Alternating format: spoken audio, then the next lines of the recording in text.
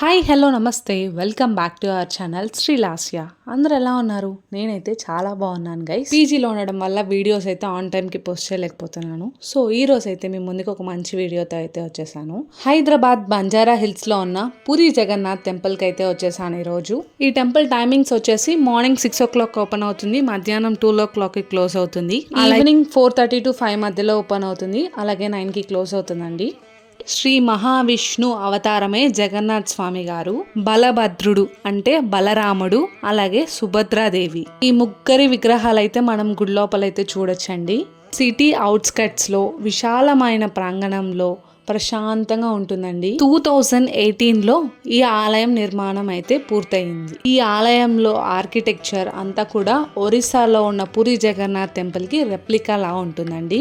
జగన్నాథ స్వామి వారు విష్ణుమూర్తి అవతారం. విష్ణుమూర్తి అవతారం అనగానే అభయహస్తం, వరద హస్తంతో ఉంటారని అనుకుంటాం. కానీ జగన్నాథ్ స్వామి గారికి అభయహస్తం, వరద హస్తం రెండు ఉండవు. కళ్ళు మాత్రం పెద్దవిగా ఈ జగత్తును అన్నిటినీ చూస్తున్నట్టు ఉంటారు. పూర్వం ఇష్వాక్ మహారాజు అడవిలో నీలిమాధవుడు అని భక్తితో పిలుచుకుంటూ రహస్యంగా పూజలు నిర్వహించేవాడు. బయట ప్రపంచానికి నీలిమాధవుడు అని పిలువబడే జగన్నాథ్ స్వామి వారు ఎలా ఉంటారో కూడా తెలియదు. అలా రాజ్యాన్ని పరిపాలించే ఇంద్రదున అనే మహారాజు ఈ విషయాన్ని తెలుసుకొని తన దగ్గర ఉన్న బ్రాహ్మణుని, అతని పేరు వచ్చేసి విద్యామతి, ఆ బ్రాహ్మణ్ణి నీలిమాధవుడి గురించి తెలుసుకొని రమ్మని అడవికి పంపుతాడు. నీలిమాధవుని గురించి తెలుసుకోవడానికి వచ్చిన బ్రాహ్మణుడు అడవిలో విస్మా మహారాజు నమ్మకాన్ని సంపాదించి ఆయన కూతురైన లలితాదేవిని పెళ్లి చేసుకుంటారు. పెళ్లి తర్వాత ఆ బ్రాహ్మణుడు విద్యాపతి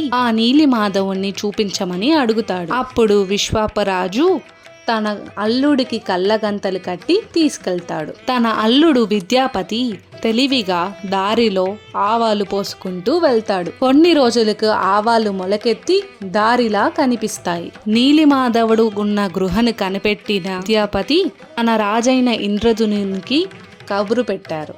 అప్పుడు రాజు ఆ ప్రాంతానికి వచ్చి చూడంగా విగ్రహాలు మాయమైపోతాయి.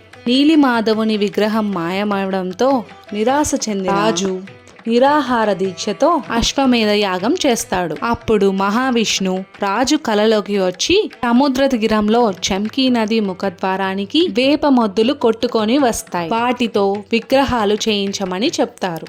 శ్రీ మహావిష్ణువు కలలో చెప్పినట్టుగా వేప మద్దులు వచ్చేసాయి. కానీ విగ్రహాలు ఏ రూపంలో చేయించాలో తెలియక దేవశిల్పి అయిన విశ్వకర్మ మారువేషంలో వచ్చి వికలాంగ రూపంలో వచ్చి ఆ విగ్రహాలను నేను తయారు చేస్తాను, నేనున్న గదిలోకి ఎవ్వరూ రావద్దని షరతు పెడతారు. విగ్రహాలు తయారు చేసే వరకు నేను భోజనం చేయను, నీళ్లు కూడా తాగను అని చెప్పడంతో రాజు కూడా సరే అని ఆ షరతులకు ఒప్పుకుంటాడు. కానీ రోజులు గడుస్తున్న కొద్దీ శిల్పాకారు ఉన్న గదిలో నుండి ఎటువంటి శబ్దాలు రాలేదని రాణి గుండిసా ఆ తలుపులు తెరిచి రాజును చూడమంటుంది. అప్పుడు రాజు తలుపులు తెరిచే లోపలే శిల్పి విగ్రహాలు చెక్కడం ఆపేసి అదృష్టమైపోతారు. రాజు తన చేసిన పనికి పశ్చాత్తాపంతో బ్రహ్మదేవుణ్ణి ప్రార్థించగా బ్రహ్మదేవుడు ప్రత్యక్షమై ఇక నుంచి ఈ విగ్రహాలు ఈ రూపంలోనే పూజలు అందుకుంటాయి అని ఆ విగ్రహాలకు ప్రాణ ప్రతిష్ఠ నేను చేస్తానని చెప్పి స్వయంగా బ్రహ్మదేవుడు ఆ విగ్రహాలకు ప్రాణ ప్రతిష్ఠ చేస్తారు. అందుకని జగన్నాథ స్వామి గారి విగ్రహానికి అభయహస్తం, వరదహస్తం ఉండవు. హైదరాబాద్ వెళ్తే ఈ ప్లేస్ ఖచ్చితంగా విజిట్ చేయండి.